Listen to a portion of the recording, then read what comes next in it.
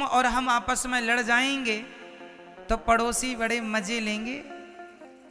ये दुनिया के लोग बड़ा अच्छा व्यवहार करते हैं मैया। जब आप अपना दुख सुनाती हो ना पड़ोसन को, तो पड़ोसन आपका दुख रो रो के सुनती है। हाँ हाँ हाँ हाँ, बहुत दुख दिया तुम्हें, बहुत बहुत कष्ट दिया।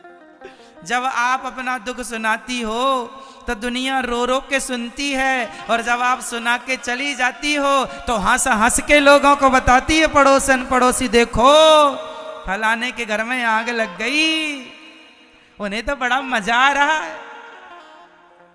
ये दुनिया ऐसी ही है, सामने वाले से रो रो के सुन लेती है और जमाने को हंस हंस के। इसलिए संतों ने एक दोहा लिखा है, संतों ने गाया, अपने अपने घरन का दुख ना कहियो रोई, सुन इठले हैं लोग सब, बांट न ले हैं कोई। अपने अपने घर का दुख कभी किसी को ना बताना मैया। हमारी माताओं की ये बड़ी गंदी आदत है। जरा सा घर में सास बहू का झगड़ा हो जाएगा तो बहू जाके पड़ोसन से बता के आ जाएगी, सास जाके पड़ोसन से चुगली करके आ जाएगी। अरे तुम्हारे घर के विवाद से पड़ोसियों का क्या लेना देना है? तुम्हें लगता है कि हम अपना दुख किसी को तो बताएं, तो तुम तो रो रो के बहू बताती, मेरी सास तो नमक भी ताले में रखती है, क्या मैं नमक खा लूंगी? लो आपने तो बता दिया। अब पड़ोसन देखो गांव में ढिंडोरा, सुनो फलाने की सास तो बड़ी निकम्मी है, नालायक, हाँ देखो ना नमक तक ताले में रखा। तो पड़ोसन बोली तुझे कैसे पता? अरे उसकी बहू आई थी हमारे घर, रो रही थी।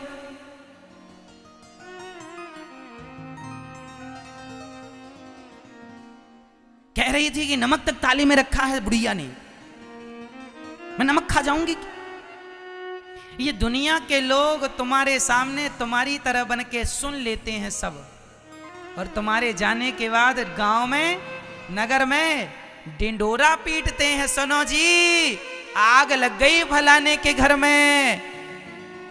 हाँ, इसलिए हमारे संत सचेत कर रहे हैं, अपने अपने घर की बातें अपने घर में रखना, कभी अपने घर की बातें किसी को ना बताना।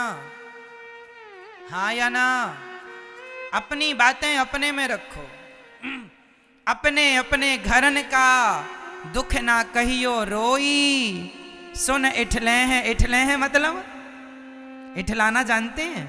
ये गांव की भाषा है। इठलाना मतलब लोग आपका मजाक बनाएंगे, आपका मजाक उड़ाएंगे, आपके बारे में कुछ भी कहेंगे, ये इठलाना है। सुन इठले हैं लोग सब, बांट न ले हैं कोई। कोई तुम्हारा दुख बांटने नहीं बैठा। इसलिए ना सास पड़ोसन को कुछ कहे ना बहू। जो भी तुम्हारा दुख हो, यदि दुख कहना ही है तो जमाने से नहीं भगवान से कहना सीखो। हे नाथ हमारा दुख आप ही दूर करो। हम क्या कहें? क्या दुनिया दुख दूर करेगी? बोलो मेरी मां। करेंगे तो भगवान। द्रौपदी का दुख क्या पड़ोसियों ने दूर किया? जब भरी सभा में साड़ी खिंच रही थी तो क्या पड़ोसी बचाने आए थे? कौन आया था मैया? भगवान श्री कृष्ण। हाँ, तो वही बचाते हैं, तो उन्हीं को बुलाया जाए, और किसी को बुलाने की जरूरत नहीं। आप लोग तो अपने दुख पड़ोसियों को नहीं सुनाती हो मैया।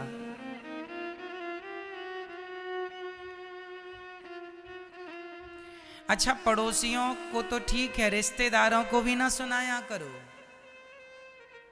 एक बार क्या हुआ, एक घर में सास बहू का हुआ झगड़ा।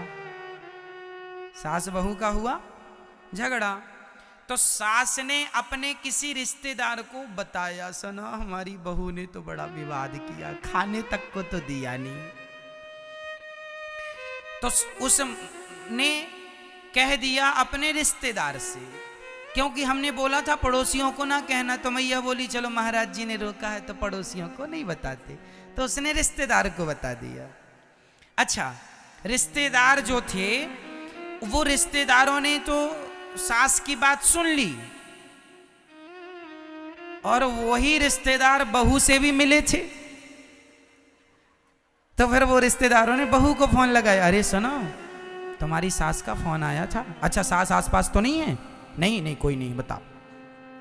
हाँ, अकेले में बात करना? हाँ हाँ अकेले ही है। तुम्हारी सास का फोन आया रहा, तुम खाना ना नहीं देती हो। अरे बुढ़िया को दिया तो सब था, खाती नहीं है, खाती नहीं है। सुनो तुम्हारे बारे में बड़ा गलत गलत बोल रही थी। हाँ अब लो, और बहू के अभी आग भड़की थी, अब ज्वाला भड़क गई।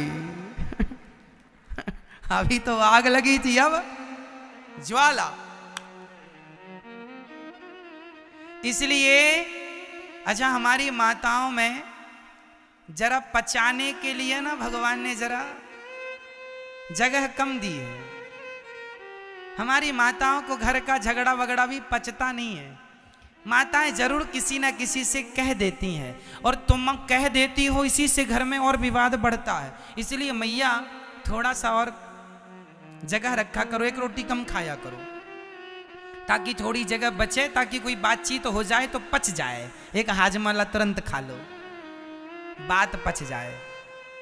नहीं पचेगी तो फिर वो आग लगाएगी। हमारी माताएं यदि बात पचाने लग जाएं तो क्या ना बात हो।